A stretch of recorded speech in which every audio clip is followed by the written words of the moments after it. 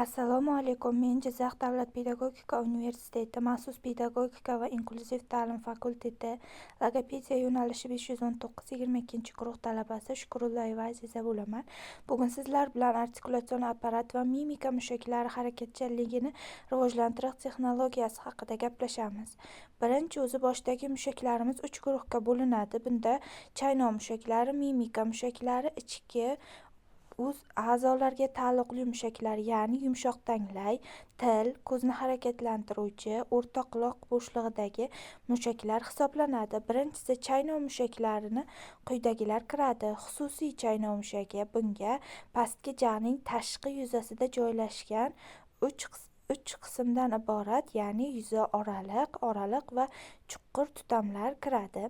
Chakka mushagi. Chakka mushagi bu chakka chuqurchasi sohasidagi asosiy suyak hisoblanib, katta qanotning chakka yuzasidan hamda chakka osti qirrasidan, teppa suyagidan, peshona suyagi pallasidan, yanoq suyagi chakka yuzasiga boshlanib, pastki jag' suyagi sohasiga birikadi. Yatiral qanotsimon mushak, medal qanotsimon mushak ham mavjud hisoblanadi. Keyin mimik mushaklar. Mimik mushaklar 2 guruhga bo'linadi. Bosh va yuz mimika mushaklariga bo'linadi. Bosh mimika mushagiga ensa, peshona mushagi va quloq suprasi atrofi mushagi kiradi.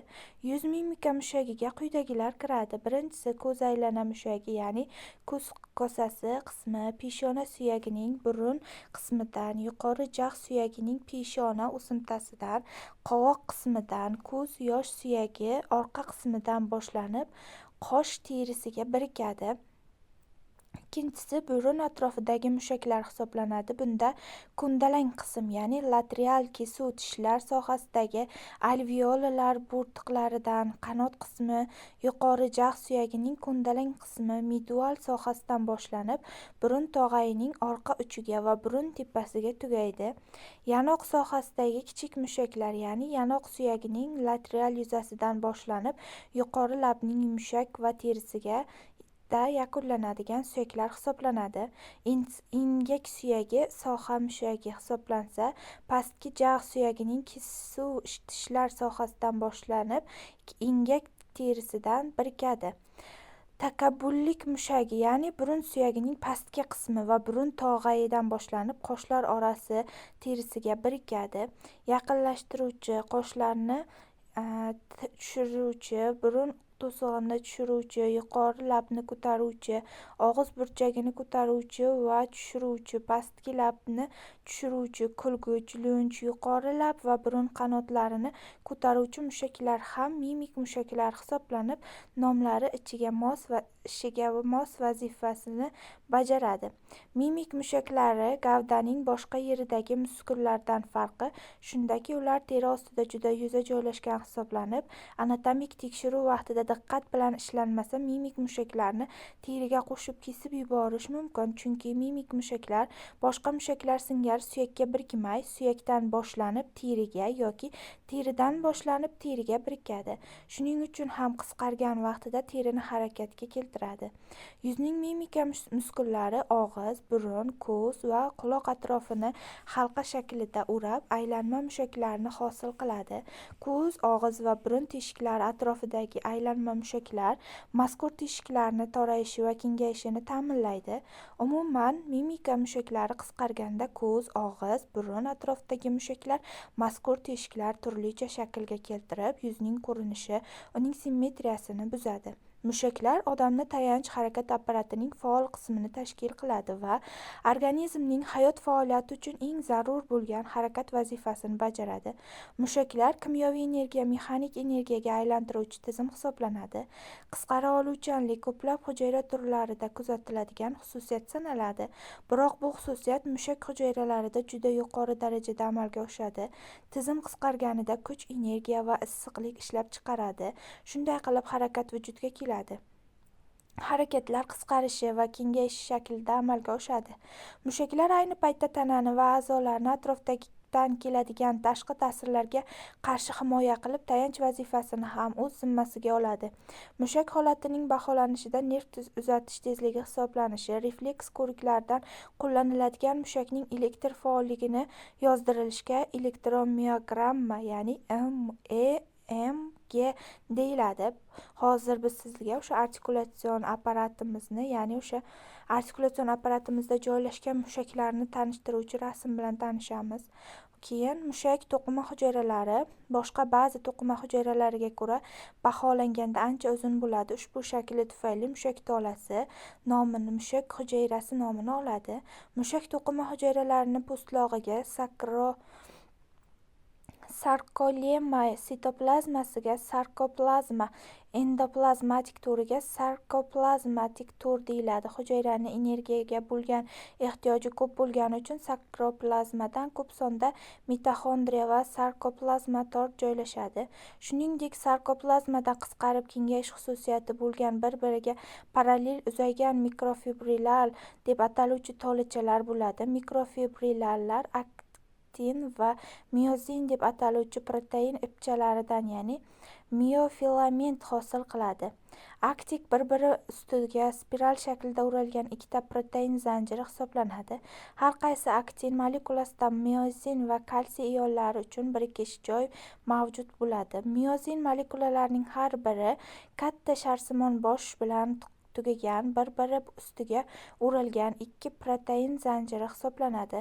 Mushak to'qimani hosil qiluvchi miofibrillar och va to'q sohalarda hosil bo'luvchi tasmasimon shaklda ko'rilsa, kundalang targ'il mushak nomini oladi. Skelet mushaklari va yurak mushagi kundalang targ'il mushak tuzilishida bo'ladi. Miofibrillar tasma shaklini olmagan mushaklar esa silliq mushak deb nomlanadi. Hozir esa odamning skeletida mushaklarimizni tuzilishi va uni qayerdan qayerga birikishini ko'rib chiqishimiz mumkin hisoblanadi. Bizning tanamizning barcha skelet mushaklari bosh, magistral va oyoq-qo'llarning mushaklari chiziqli mushak to'qimasidan iborat. Bunday mushaklarning qisqarishi o'zboshimchalik bilan sodir bo'lmaydi. Mushak tolalari tomonidan hosil bo'lgan qisqarish qismi ikkala uchida ham tendonga o'tadi. Tendonlar mushaklarni skelet suyaklariga biriktiradi. Ba'zi hollarda yuz mushaklar tendonlar teriga to'qiladi. Tendonlar zich tolali biriktiruvchi to'qimadan qurilgan va juda bardoshli. Masalan, pastki oyoqning trapez mushaklariga tegishli bo'lgan kalkaneus, ya'ni tendoni 400 kg yukka bardosh bera oladi va to'rt boshli femoris mushaklarning tendonimi yarim tonnadan 600 kg-gacha bo'lgan magistralning teng mushaklarning tekis paylar cho'zilganda aponevrozlar mavjud hisoblanadi. Mushaklar va mushak guruhlari biriktiruvchi to'qima membranalar fassia bilan o'ralgan. Fassiyalar ham tananing va oyoq-qo'llarning butun sohalarini qamrab oladi va shu sohalarda ko'krak, yelka, bilak, son va boshqalar fassiyasi nomi bilan ataladi. Fassial g'iloflar bo'shashgan zich tolali biriktiruvchi to'qimadan iborat hisoblanib, shuning uchun ular juda bardoshli va mushaklarning qisqarishi paytida mexanik cho'zilishlari mukammal qarshilik ko'rsatadi. Buyuk rus jarrohi va anatomi Pirogov fassiyani tananing yumshoq skeleti deb atagan. Katta yoshdagi skelet mushaklari butun tana vaznining 40% tashkil qiladi. Ya'ni tug'ilgan chaqaloq va bolalarda mushaklar tana vaznining 20-25% dan ko'p bo'lmagan qismini tashkil qiladi. Keksa yoshdagi esa mushak massasining tana vaznining 25-30% gacha asta-sekin kamayishi kuzatiladi. Inson tanasining 600 kg-ga yaqin skelet mushaklari mavjud hisoblanadi. Mushak shakli eng oddiy shakli shpindel mushaklari. Unda qalinlashgan o'rta qismi ajralib turadi. Qorin va ikkita uchi, ularning yuqori qismi odatda boshlanishi mushakning sobit nuqtasi, ya'ni pastki qismi esa biriktirma mushakning harakatlantiruvchi nuqtasi hisoblanadi. Siqilish natijasida mushak mushak qisqaradi va uni harakatlanuvchi nuqtasi sobit joyga yaqinlashadi. Tanada mushakni boshlang'ich sifatida qabul qilish odat tusiga kirgan hisoblanib, uni umurtqa pog'onasiga yaqinroq qismi, oyoqlarda mushaklarning boshlanishi tananing eng yaqin bo'lgan qismidir. Uzun, keng va qisqa mushaklarni farqlang. Uzun mushaklar asosan oyoq-qo'llarda joylashgan bo'lib, bu yerda harakat ko'p bo'ladi. Orqaning chuqur mushaklari orasida ayniqsa ko'plab qisqa mushaklar mavjud. Keng mushaklar torsoda joylashgan hisoblanib, ko'krak, qorin va orqada joylashgan hisoblanadi. Oddiy mushaklar bilan bir qatorda murakkablari ham bor. 2 boshli, 3 boshli va 4 boshli tishli boshqalar mushaklar ham mavjud. Mushak to'plamlarining tendon qismida nisbatan joylashishni o'ziga xos xususiyatlari bilan bog'liq holda 1-2 va ko'p qatli muskullar ajralib turadi.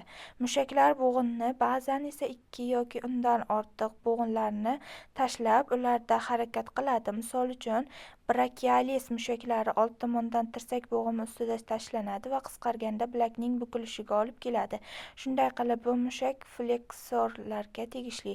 Qo'l orqada harakatlanadi. Qarama-qarshi joylashgan yelkaning trapez mushaklari tomonidan to'g'rilanadi. U ekstrasensorlarga tegishli hisoblanib, oyoq-qo'llarni tanadan uzoqlashtiradigan muskullar o'g'irlovchilari deb ataladi. Adduktor mushaklarning antagonistlari qo'lni tanaga bosadigan mushaklar, ya'ni qo'shimchalar, shuningdek tanani ma'lum qismini bosh, yelka, bilak aylantirish uchun mushaklar, rotatorlar mavjud. Mushaklar hech qachon bir vaqtning o'zida qisqarmaydi, ular doim guruhlarda ishlaydi. Xuddi shu harakatni bajaradigan mushaklar singrestlar deyilib, har bir mushakning harakati faqat antagonistik mushaklarning bir vaqtning o'zida boshlashi bilan sodir bo'ladi. Bu mustahkamlik mushaklarning koordinatsiyasi deb atalib, yurish kabi murakkab harakatlarda ko'plab mushaklar guruhlarini o'z ichiga oladi. Ikkala oyoq va magistral mushaklarning qisqarishi va bo'shashishi muvofiqlashtirish kerak hisoblanadi. Shu bilan birga mushak guruhlarining qisqarishi va bo'shashishi ma'lum bir tartib kerakli kuch bilan sodir bo'ladi va shu bilan harakatlarni silliqligiga erishiladi. Shuning uchun yurishni o'rganadi. Sekin-sekin va uzoq jarayon ekanligi ajralib turadi. Harakatlarni muvofiqlashtirishda markaziy asab tizimi asosiy rol o'ynaydi. Ba'zi kasalliklarda asabiy nazorat yo'qolganda harakatlarning ham bir xilligi va silliqligi yo'qoladi va ular o'tkir, chayqalib ketadi. Bugungi mavzuyimiz shulardan iborat edi. E'tiboringiz uchun rahmat.